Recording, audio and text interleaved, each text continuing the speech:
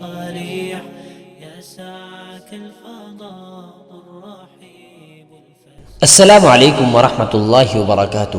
Radio HRDF میں خوش آمدید. زندگی میں ہم اکثر دعوت و تقریبات کرتے رہتے ہیں. ہمیں مہمان جتنے عزیز ہوتے ہیں اسی کے مطابق ہم ان کا احترام کرتے ہیں اور ان کے ساتھ سلوک کرتے ہیں. جو لوگ وقتاً فوقتاً گھر آتے ہیں اور اپنے دکھ درد کے بارے میں بتاتے ہیں، اکثر ہم ان لوگوں کو قبول کرنے میں دلچسپی نہیں رکھتے.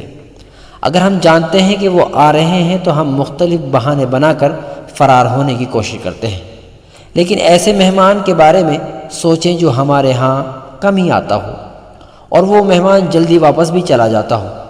وہ بہت سارے تحائف لے کر آتا ہو.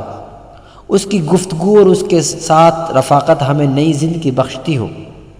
جیسے ہی ہمیں معلوم ہوتا ہے کہ ہمارا پیارا مہمان آ رہا ہے، ہم بڑے پیمانے پر تیاری شروع کر دیتے ہیں اور گھر اور اس کے اطراف کو صاف کرنا بھی شروع کر دیتے ہیں.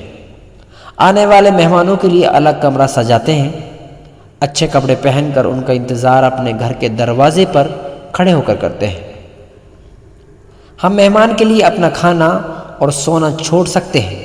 ہم صبح سویرے اٹھ کر ان کے لیے کھانے کا انتظام کرتے ہیں. عزیز مہمان کی واپسی ہمیں بہت اداس کرتی ہے. ہم انہیں آنسوؤں کے ساتھ الوداع کہتے ہیں. جلدی ہم میں سے ہر ایک کے پاس ایسا مہمان آنے والا ہے. وہ مہمان رمضان ہے.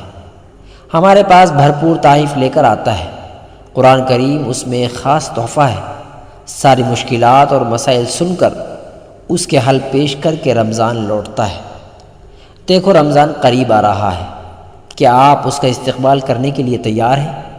کیا آپ نے قرآن کے تحفے سے لطف اندوز ہونے کے لیے خود کو تیار کر لیا ہے؟ یاد رکھیں کہ کیا کہنا ہے اور کن مسائل کو حل کرنا ہے. اگر نہیں تو جلدی اس کے لیے تیار ہو جائیں. جو مہمان کی طرح رمضان کا استقبال نہیں کرتے وہ لوگ خسارے میں ہیں. رسول اللہ صلی اللہ علیہ وسلم نے فرمایا، ماہ مبارک رمضان تمہارے پاس آیا ہے. اللہ نے اس کا روزہ تم پر فرض کیا ہے.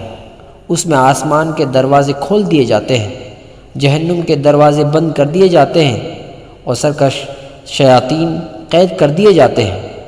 اس ماہ میں ایک رات 1000 مہینوں سے بہتر ہے. جو شخص اس کی خیر و بھلائی سے محروم کر دیا گیا تو وہ ہر خیر و بھلائی سے محروم کر دیا گیا. اس لیے ہمیں استقبال کے لیے تیاری کرنی چاہیے.